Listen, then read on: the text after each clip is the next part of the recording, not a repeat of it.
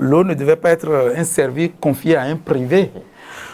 Aujourd'hui, les points d'eau que nous avons mis en place dans toute la commune, il y a au moins la moitié aujourd'hui qui est vraiment en panne.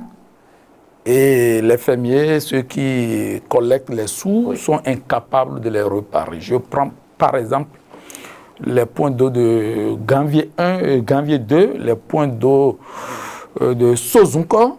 Aujourd'hui, les points d'eau de Quinto sont vraiment en panne. Et aujourd'hui, la population a des difficultés pour avoir accès à l'eau potable. Alors que lorsque nous avions commencé à mobiliser les ressources, jusqu'en 2016, ces points d'eau fonctionnaient.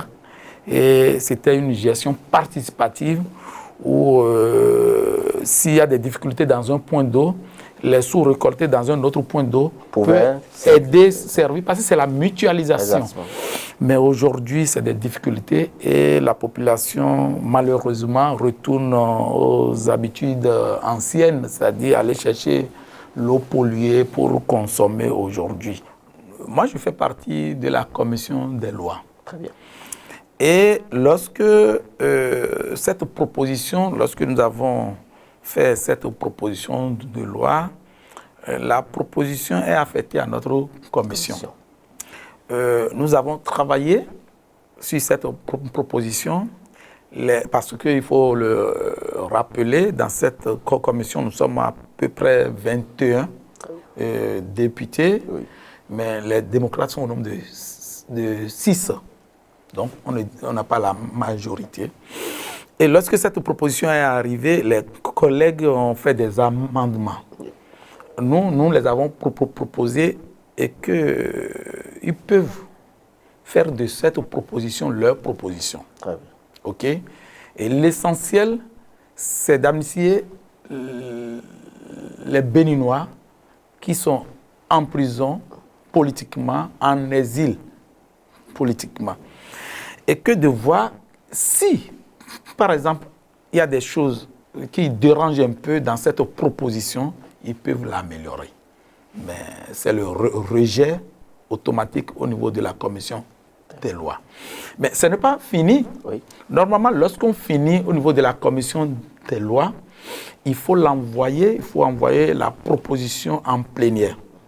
Je ne sais pas ce qui bloque cette proposition en plénière jusqu'à la date d'aujourd'hui. Nous pensons que la 10e législature sera vraiment une législature de développement. Une législature où il y aura vraiment la contradiction lors des débats. Une législature qui va jouer profondément les deux rôles assignés à un Parlement, c'est-à-dire voter les lois à visage vraiment humain et contrôler véritablement l'action du gouvernement.